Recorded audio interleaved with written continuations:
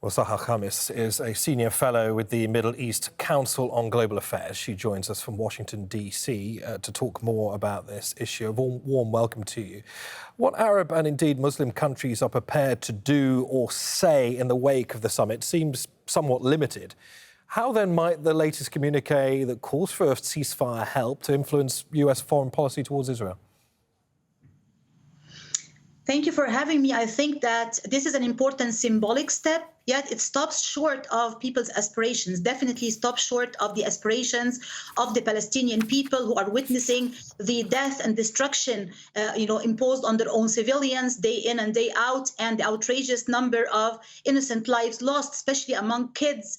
Babies are dying in incubators. It's just a very horrific humanitarian crisis at every scale.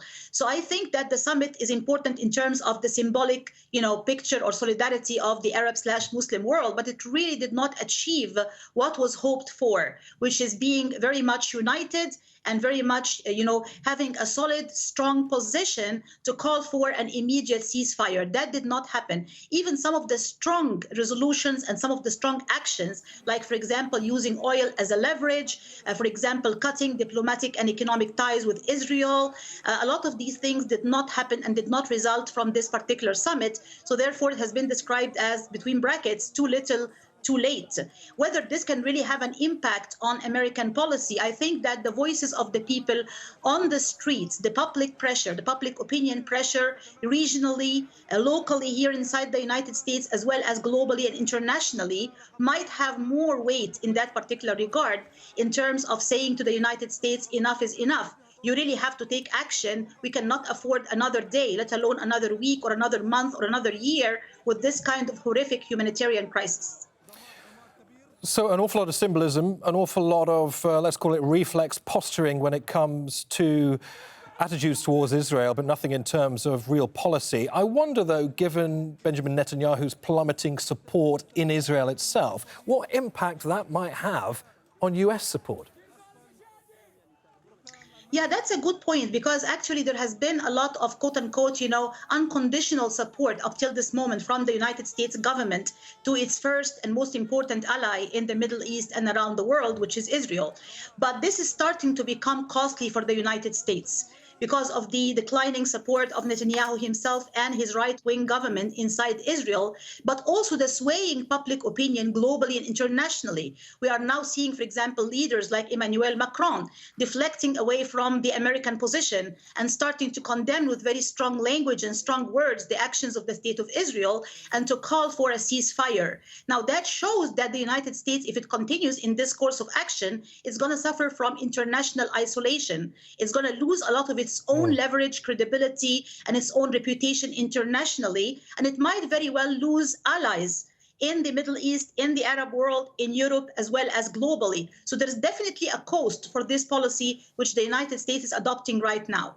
That's a really interesting point. I mean, I think a lot of people forget that next year is a massive test for international democracy. You've got the US election, the UK election, European Union election, election in India. Something like 3 billion people will be going to the polls.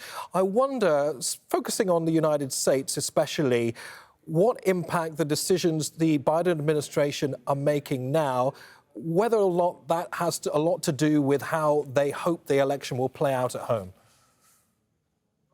Well, the latest polls have been showing a decline in Biden's popularity. Remember that a lot of the people who stormed the streets, a lot of them are left-leaning Democrats, a lot of them are youth, young people.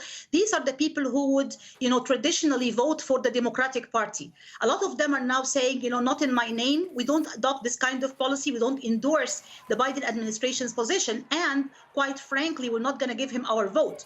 And I'm not just talking about the Arab/Muslim, populations here, for example, in Washington or Maryland or around the United States. There are even other minorities, blacks, Latinos, liberal Jews, many of whom went out to the streets and demonstrated and said, not in my name, and they actually called for an immediate ceasefire. All of these folks are not going to give their voice to Biden in the coming election. So there is actually a very big cost when it comes to elections. And there is really this kind of public awareness and public opinion awakening that we are seeing now across the world, not just here in the United States, but around the world in a way which is really unprecedented.